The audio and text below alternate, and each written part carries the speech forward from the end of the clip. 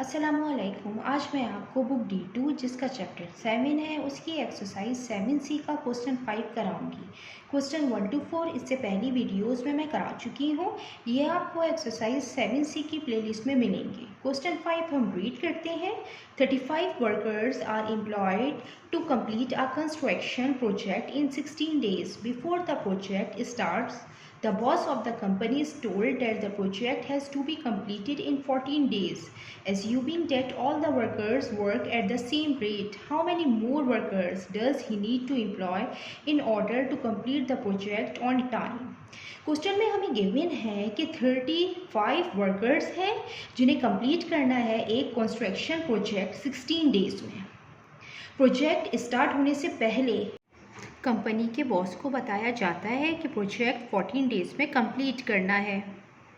अब हमें इसमें एज्यूम करना है कि तमाम वर्कर्स जो हैं वो वर्क कर रहे हैं सेम रेट पे। सेम रेट मीन्स कि जितने वर्कर्स काम करेंगे उसके अंदर इस तरह नहीं होगा कि कोई वर्कर ज़्यादा काम कर रहा हो, कोई कम काम कर रहा हो।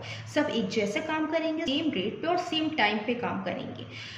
तो हमें इसमें फाइंड करना है हाउ मैनी मोर वर्कर्स। ये इन्वर्स प्रोपोर्शन का क्वेश्चन है।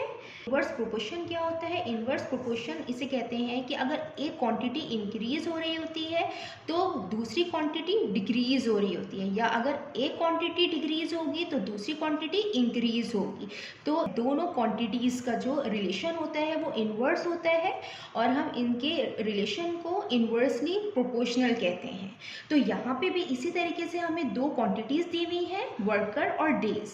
अगर वर्कर बढ़ा रहे हैं तो कम दिन में काम कंप्लीट हो रहा है, कम दिन में प्रोजेक्ट कंप्लीट हो रहा है। तो ये जो दोनों क्वांटिटीज़ हैं ये आपस में इन्वर्सली प्रोपोर्शनल है। तो हम इसको यहाँ पे इस तरीके से सॉल्व करेंगे। दो क्वांटिटीज़ हम यहाँ पे लिखेंगे। एक क्वांटिटीज़ हमें गिवन है वर्कर्स और दूसरी डेज। यहाँ पे 35 वर्कर्स हैं जो 16 डेज में प्रोजेक्ट कंप्लीट करेंगे और 14 डेज में इनको कंप्लीट करना है प्रोजेक्ट। तो कितने वर्कर्स होंगे जो 14 डेज में कंप्लीट कर लेंगे प्रोजेक्ट?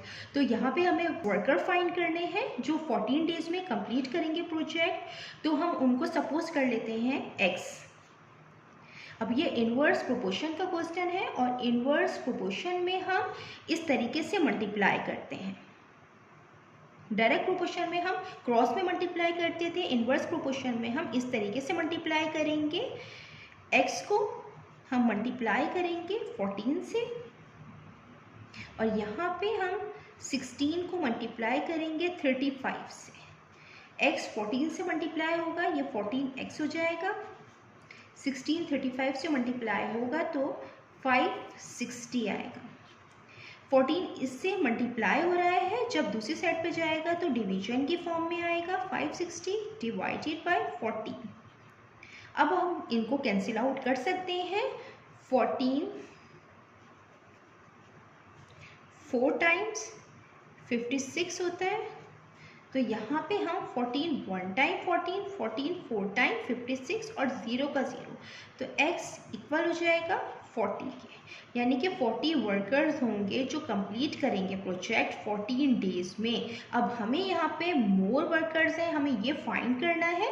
तो हम यहाँ पे इसको करते हैं, हम लिखेंगे नंबर ऑफ वर्कर रिक्वायर्ड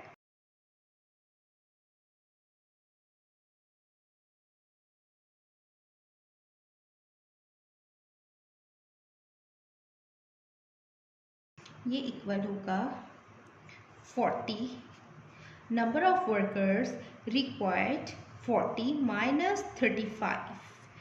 जो 35 वर्कर हैं जो 16 डेज में काम कर रहे हैं, हम क्या करेंगे 40 को माइनस कर देंगे 35 से। 40 माइनस 35 5। ये 5 मोर वर्कर जब 35 में ऐड किए जाएंगे तो वो कंप्लीट करेंगे 14 डेज में प्रोजेक्ट को। जितना मैंने एक्सप्लेन किया है, अगर इसमें कोई भी क्वेरी है तो आप कमेंट्स में मुझसे पूछ सकते हैं। अल्लाह हाफिज़।